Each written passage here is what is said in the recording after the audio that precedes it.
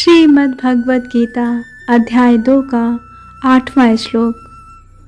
अर्जुन कहते हैं, ना ही प्रपश्यामि ममापनुद्याद् यच्छोकमुच्छो सलमिन्द्रियाणाम अवापि भूमा वसपत्नवृद्धम राज्यम सुराणामपि चाधिपत्यम। मुझे ऐसा कोई साधन नहीं दिखता जो मेरी इंद्रियों को सुखाने वाले इस शोक को दूर कर सके। स्वर्ग पर देवताओं के आधिपत्य की तरह इस धन धान्य संपन्न सारी पृथ्वी पर निष्कलंक राज्य प्राप्त करके भी मैं इस शोक को दूर नहीं कर सकूंगा। तात्पर्य है कि यद्यपि अर्जुन धर्म तथा सदाचार के नियमों पर आधारित अनेक तर्क प्रस्तुत करता है, किंतु ऐसा प्रतीत होता है कि वह अपने गुरु भगवान श्री कृष्ण की सहायता के बिना अपनी असली समस्या को हल नहीं कर पा रहा। वह समझ गया था कि उसका तथाकथित ज्ञान उसकी उन समस्याओं को दूर करने में व्यर्थ है जो उसके सारे अस्तित्व को सुखाए दे रही थी। उसे इन उलझनों को भगवान श्री कृष्ण जैसे आध्यात्मिक गुरु की सहायता के बिना हल कर पाना असंभव लग रहा था। शैक्षिक ज्ञान, विद्वता, उच्च पद, ये सब जीवन की समस्याओं को हल करने में व्यर्थ हैं।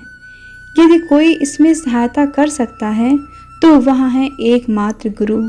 अतः निष्कर्ष यह निकला कि गुरु जो 100% कृष्ण भावना भावित होता है वही एकमात्र प्रामाणिक गुरु है और वही जीवन की समस्याओं को हल कर सकता है।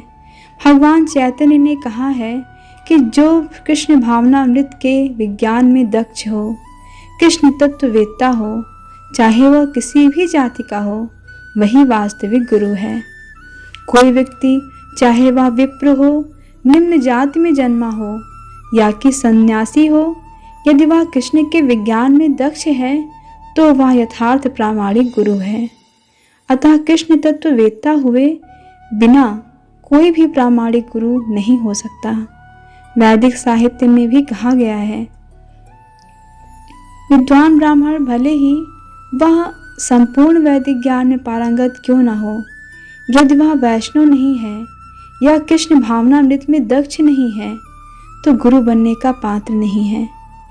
किंतु शूद्र यदि वह वैष्णव या कृष्ण भक्त है तो गुरु बन सकता है, ऐसा पद्म पुराण में कहा गया है।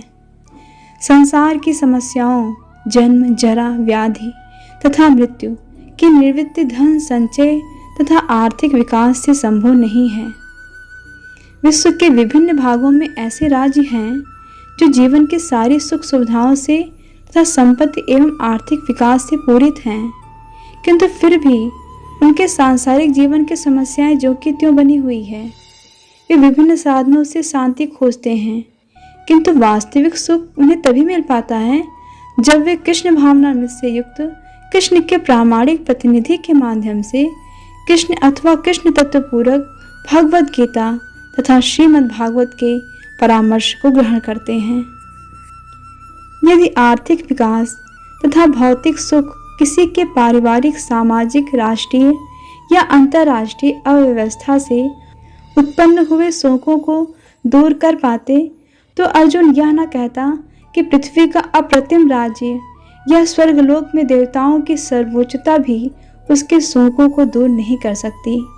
इसीलिए उसने कृष्ण भावनामृत का ही आश्रय ग्रहण किया। यही शांति तथा समरसता का उचित मार्ग है। आर्थिक विकास या विश्व आधिपत्य प्राकृतिक प्रलय द्वारा किसी भी क्षण समाप्त हो सकता है। यहाँ तक कि चंद्रलोक जैसे उच्च लोकों की यात्रा भी, जिसके लिए मनुष्य प्रयत्नशील है, एक झटके में समाप्त हो सकती है। भगवद गीता इसकी पुष्टि करती है कि जब पुण्य कर्मों के फल समाप्त हो जाते हैं तो मनुष्य सुख के शिखर से जीवन के निम्नतम स्तर पर गिर जाता है। इस तरह से विश्व के अनेक राजनीतिज्ञों का पतन हुआ है। ऐसा अधिक पतन शोक का कारण बनता है। अतः यदि हम सदा के लिए शोक का निवारण चाहते हैं तो हमें कृष्ण की शरण ग्रहण करनी होगी, जिस तरह अर्जुन ने की। अर्जुन ने कृष्ण से प्रार्थना की कि वे उसकी समस्या का निश्चित समाधान कर दें और यही कृष्ण भावनामृत की विधि है।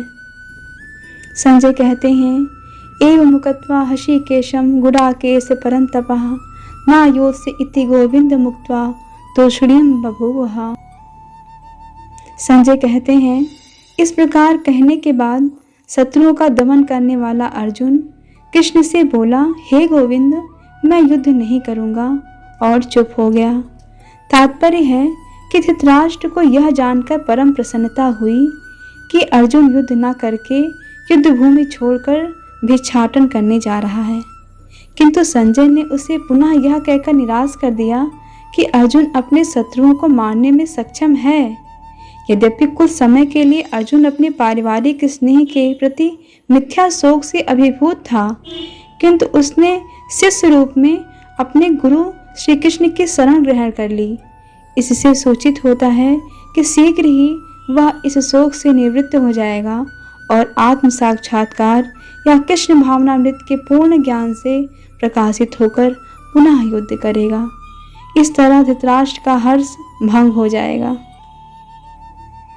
संजय कहते हैं, तमुवाच हृषीकेशः प्रहसन्निव भारत सेनयोर्भयोर्मध्ये विषेदन्तमिदं वचः। हे भरतवंशी, उस समय दोनों सेनाओं के मध्य शोकमग्न अर्जुन से कृष्ण ने मानो हंसते हुए ये शब्द कहे। भगवान कहते हैं, असोचानन वसोचस्त्वं प्रज्ञावादांश भाससे गताशोन च नानुशोचन्ति पंडिता। भगवान कहते हैं, तुम पांडित्य पूर्ण वचन कहते हुए उनके लिए शोक कर रहे हो जो शोक करने योग्य नहीं है। जो विद्वान होते हैं वे ना तो जीवित के लिए ना ही मृत के लिए शोक करते हैं। तात्पर्य है कि भगवान ने तत्काल गुरु का पद संभाला और अपने शिष्य को अप्रत्यक्ष रूप से मूर्ख कहकर डांटा। उन्होंने कहा, तुम विद्वान की तरह बातें करते हो, किंतु तुम यह नहीं जानते कि जो विद्वान होता है, अर्थात जो यह जानता है कि शरीर तथा आत्मा क्या है, वह किसी भी अवस्था में शरीर के लिए, चाहे वह जीवित हो या मृत, शोक नहीं करता। अगले अध्यायों से यह स्पष्ट हो जाएगा कि ज्ञान का अर्थ पदार्थ तथा आत्मा एवं इन दोनों के नियामक को जानना है। अर्जुन का तर्क था कि राजनीति या समाज नीति की अपेक्षा धर्म को अधिक महत्व मिलना चाहिए, किंतु उसे यह ज्ञात नहीं था कि पदार्थ, आत्मा तथा परमेश्वर का ज्ञान धार्मिक सूत्रों से भी अधिक महत्वपूर्ण है, और चूंकि उसमें इस बात का अभाव था, अतः उसे विद्वान नहीं बनना चाहिए था, और चूंकि वह अत्यधिक विद्वान नहीं था, इसलिए वह शोक के सर्वथा अयोग्य वस्तु के लिए शोक कर रहा था। यह शरीर जन्मता है और आज या कल इसका विनाश निश्चित है, अतः शरीर उतना महत्वपूर्ण नहीं है जितना कि आत्मा। जो इस तथ्य को जानता है वही असली विद्वान है, और उसके लिए शोक का कोई कारण नहीं हो सकता। हरे कृष्ण कृष्ण कृष्ण हरे हरे, हरे राम राम राम हरे हरे।